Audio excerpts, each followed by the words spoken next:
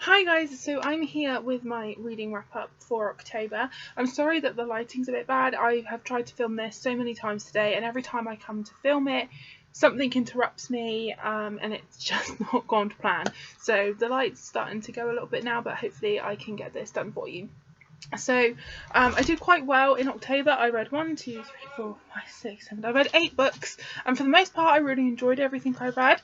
So the first book that I read was 3 Nights with a Scoundrel by Tessa Dare.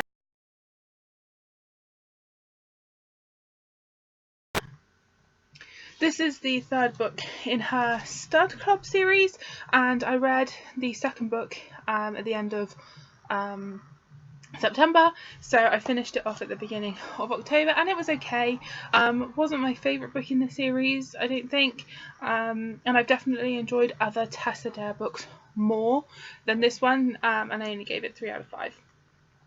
The next book that I read was War of Hearts by Samantha Young. I actually read this book on my Kindle, loved it so much, had to have a physical copy. It feels like I've been waiting for this book forever. Every time that Samantha Young would share a teaser on Instagram, I'd lose my mind. I was really looking forward to this one, and it did not disappoint. I absolutely freaking loved it. I gave it 5 out of 5. It's a paranormal romance book. It's an adult book, and I used to love paranormal romance, and I read so much of it, and then I started to fade out of it, but this made me love paranormal romance again. It was so good. I devoured it. I read it in just over a day. I was devastated. I wanted to keep reading it, but I also didn't want to keep reading it because I didn't want it to end. But oh my god, I loved it so much.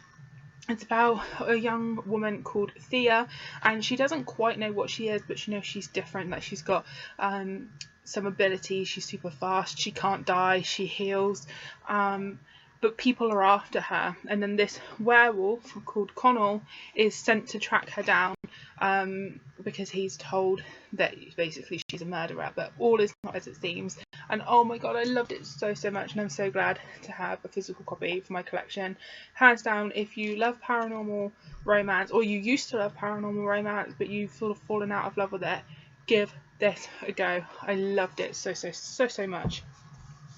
So the next book that I read was Silkies Journey by Heather Morris.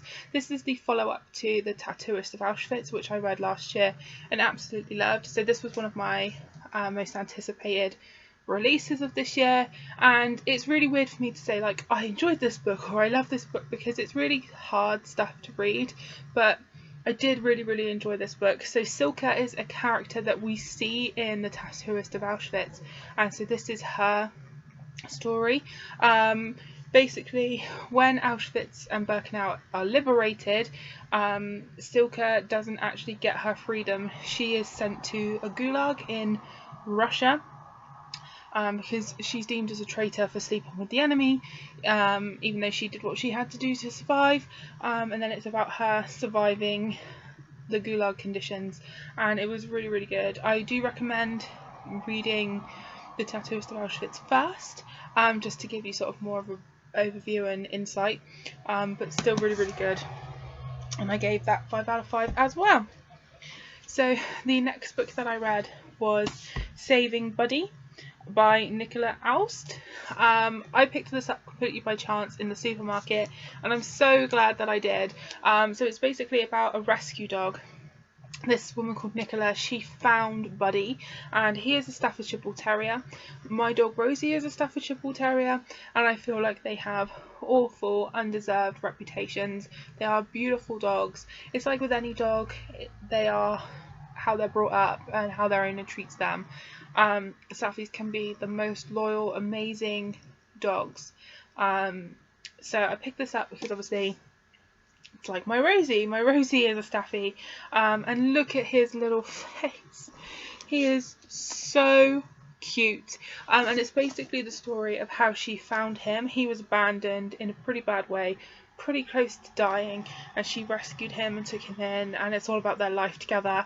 It was so good. I read it in just a couple of days.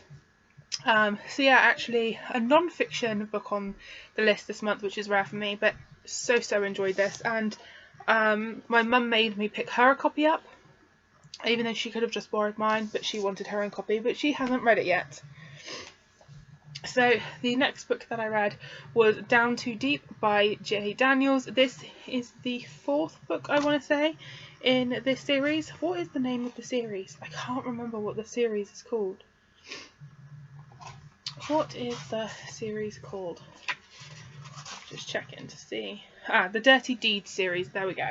And I really enjoyed this one. So it's about Nate and Jenna, and Nate lost his wife a couple of years ago. She committed suicide, and he has struggled with that ever since. And he's also struggling to raise their baby, Marley. And then Jenna comes along and she offers to help him out and basically look after childmind Marley. And then they sort of fall in love, and it was just it was emotional, but it was so good. I literally loved this book so much. I'd say this and Bad for You are my favourites in this series. But yeah, absolutely love this. I do recommend reading the rest of the series before reading that. Although saying that, after I read Down Too Deep, I read Hit the Spot, because this is a book that I had missed in the series. This is the 2nd book in the series. And I enjoyed it, but I didn't love it as much as the other books in this series. I find the 2 main characters a little bit hard to like. It's very much similar to another book by J. Daniels in her Alabama series. Can't remember which one it is, but 2 characters in that are very angsty, very fighty, and this one just wasn't as good for me. So this one I gave like 3.5 out of 5. The next book that I read was As Long As I Have You by Bella Andre, and this is the first book in a spin-off of her Sullivan series. This is the London Sullivans, and I really enjoyed this. As you guys know, I love the Sullivan series. It's a massive contemporary romance series that has many different spin-off series, because it's all about this family called the Sullivans, and they are spread far and wide. You have the Seattle Sullivans, the San Francisco Sullivans, now we have the London Sullivans. There was another one, and I can't remember what it's called. But yeah, basically, they're all over. They all, do different things. There's one about private investigator, movie star, vineyard owner, race car driver, businessman. They all do different things. And I really enjoyed this one. It was nice to have one set in London. Really enjoyed it, and I gave that one 4 out of 5. So yeah, that's everything that I read this month, guys. I hope you enjoyed. Thank you so much for watching, and I'll see you all soon. Happy reading.